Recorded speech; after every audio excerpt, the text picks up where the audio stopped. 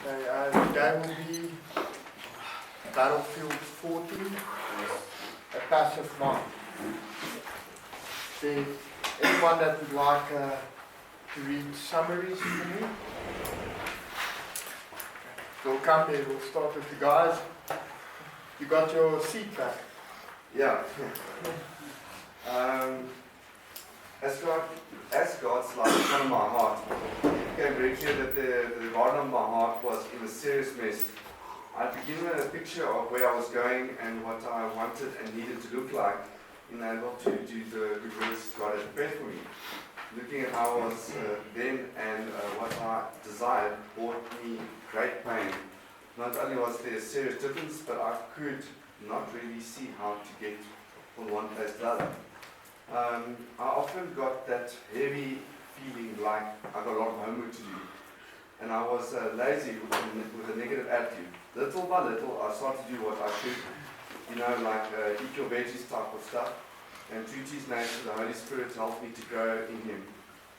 I've been stubborn and fearful, facing some painful stuff for the longest time. But I used what little strength I had to stumble forward. And I'm not perfect yet, but I am really proud and grateful of what God has accomplished in my life.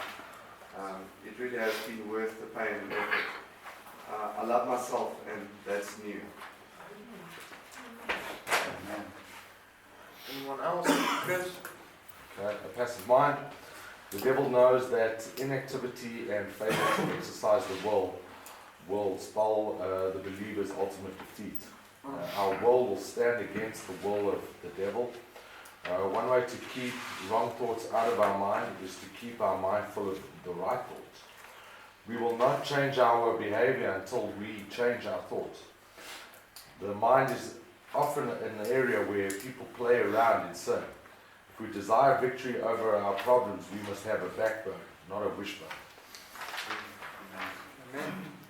Anyone else? Okay. Any ladies?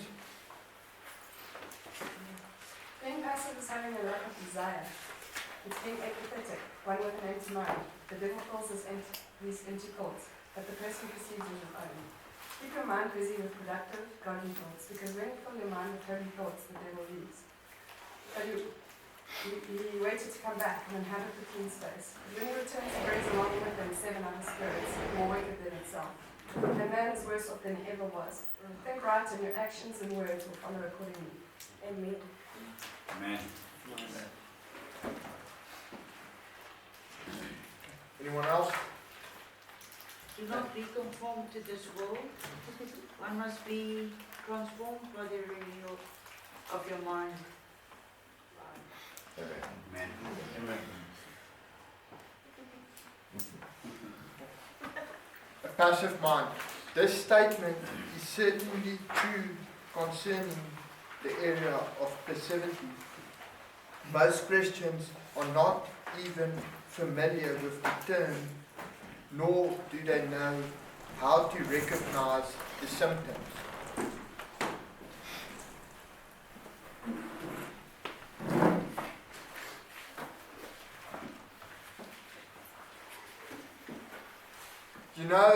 When you would say that I'm let's say a Blue Bull supporter, or a Springbok supporter, or whatever team you might choose, but then you're not actively involved with what goes on with the team. That's a passive supporter. And Christianity is the last thing where you want to be passive in. You want to be the most active Christian as possible. When it comes to recovery,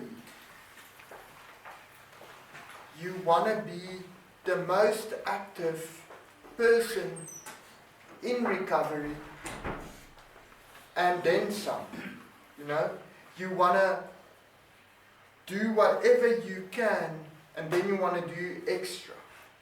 That is how serious our recovery should be. Our recovery is the last thing in our lives that should be passive. And it's good to listen to teachings, and it's good to fill your mind with what the Bible says and all of those things, but if you do not apply it, it's not really going to benefit. It will help you in some scenarios when you might not lose your temper as quickly as you would have, But if you are a passive Christian or passive in your recovery, it won't benefit much. Okay, so if activity means to do something or for something to go on, then passivity means to do nothing. So if we're being passive, it means that we're actually doing nothing. And it's not a good place to be, doing nothing. If you're not productive throughout your day in any way to improve any of your areas of your life, what are you benefiting? And if you're not benefiting, then why are you doing something? You shouldn't do anything that's not beneficial to you or to someone else. You get those conversations where people just talk, and a lot of times we get in those spaces where we just talk. And then there's nothing beneficial or nothing constructive, sometimes not even anything negative from those conversations, but it's a waste of breath. And being passive is to be like that. You're wasting your day, or you're wasting your 6 months here. A lot of people can waste their time here by being passive, by doing the homework as they should, by revealing some things to their counselors, but not doing whatever it takes. And if you don't do whatever it takes to succeed in your recovery, then the amount that you're doing, you're actually also wasting. Nobody wants half a chance, or a half an opportunity. You want to have this opportunity and do as much as you can in this opportunity and in your recovery. And the time that you spend here, you need to be active, see what you can get from the time that you need to be at Jericho. There's a lot of things that you can improve in. You don't need to study anything in order to improve in a lot of areas. Okay. Let's go to Proverbs 13, verse 4.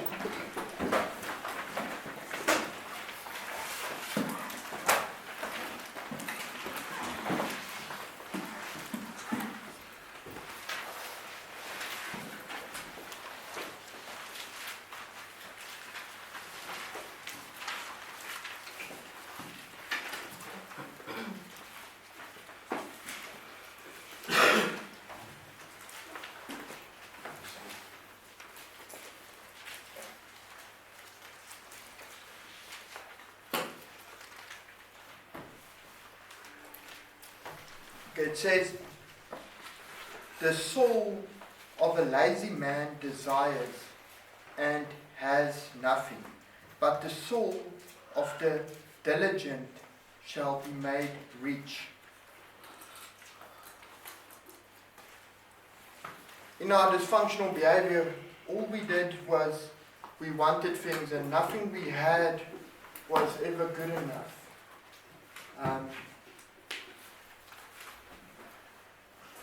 When a lot of times it's funny to realize that just before you start with your dysfunction and your addiction completely takes over your life, you are in this desperate search of improving your life. You know, do you guys know that feeling? Feeling that this isn't it. I want my life to be better. I want better circumstances. Do you guys know that feeling? Yes. And with that same feeling, we choose to turn to addiction.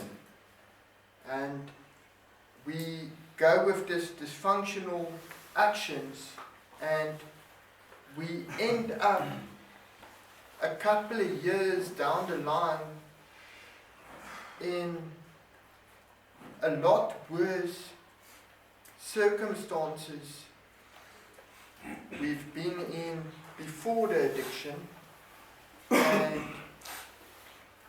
we still chasing something better. No. Let me explain how addiction works in the sight of a gambler. Okay, so you have a certain amount of money and you would go to a casino and you would start whatever you call you playing something. Okay, so now you're busy gambling and you lost half your money already. Okay, and then in your head something tells you that, okay, so now the other half I need to also use to gamble just to get back what I've lost. And this is how addiction works. So we just keep on losing and losing and losing, and for some other reason we think that we are just around a corner from a breakthrough in our life for things to go better, but it doesn't, because we're still stuck in that addiction. And then it comes to a point where, you know, you've gambled and lost and gambled and lost, and you start selling things and you lose that as well, and then you start borrowing money and you lose that as well, and you still think you just this one win away from having more than you've lost. Now, and something inside of you tells you it's still possible, but it's a lie, and we choose to believe that lie. We choose to believe that lie in our lives, that we can walk this road of addiction and things will get better. Because this road of addiction seems a bit easier than changing all your ways. And we need to start being active in that change. You can't wish for things to get better. You need to put a lot of effort in before things can get better. Okay, so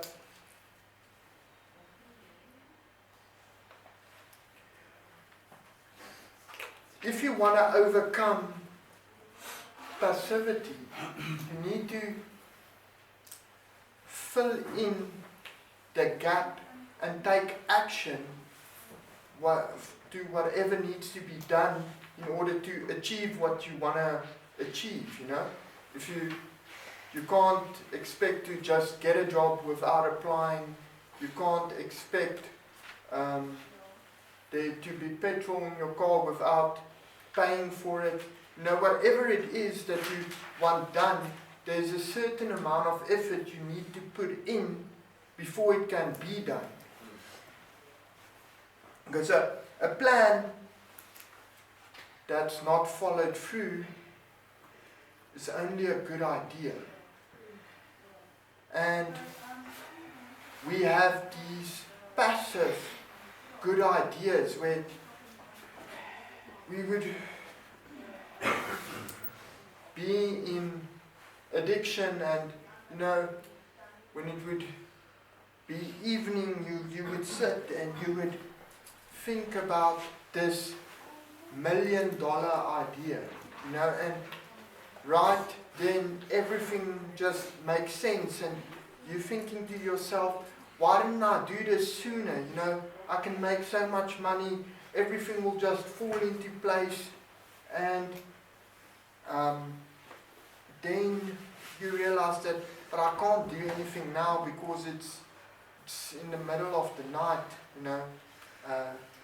Every place I want to go to would be closed probably by now, and then you would wait until the morning, and when morning comes, then you're just going to be passive and you're just going to keep on using drugs. No, and I've been through those things a lot of times, you know, when I would get this idea of this is how I'm going to change my life, this is how everything will come together, and it's just going to be perfect. And it didn't. Okay, so a vision that's not on paper is only thoughts. You know?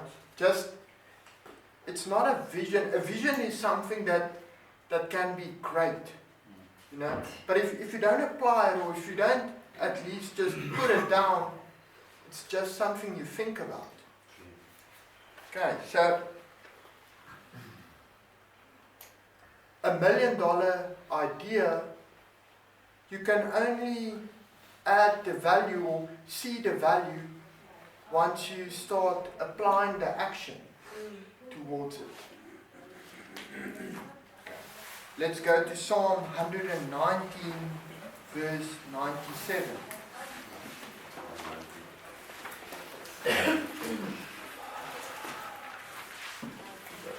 Verse 97. 90. Yes. Psalm 119. Yes. Anyone else gonna ask me? Sorry. 11:9.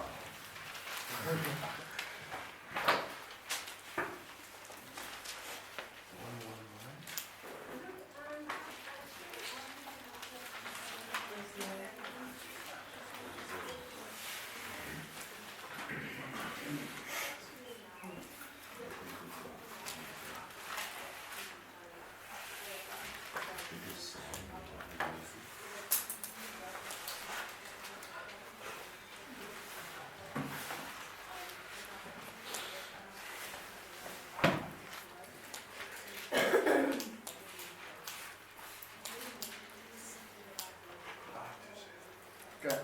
So, oh, how I love your law. It is my meditation all the day. So, it is very good to know what we need to do and to meditate on what's right and wrong. But there's a big difference in knowing what's right and wrong and what you should and shouldn't do, and actually apply those things. Let's go to Proverbs 6.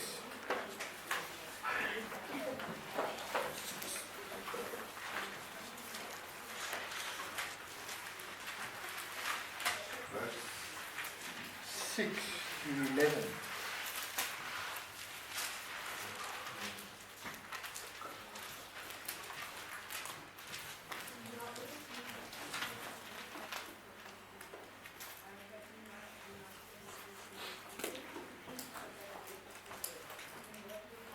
Okay, it says, go to the ant, you sluggard. Consider her ways and be wise, which, having no captain, overseer, or ruler, provides her supplies in the summer, and gather her food in the harvest. How long will you slumber, O sluggard? When will you rise from your sleep? A little sleep, a little slumber, a little folding of the hands to sleep. So shall your poverty come on you like a prowler, and your need like an armed man. Amen. It's almost like a poem, this thing. Yeah? And there's a lot to learn from this poem. And we all know this part of Proverbs like a poem, like Psalm 23. You know it. But there's a difference between knowing what the Bible says and doing what the Bible says.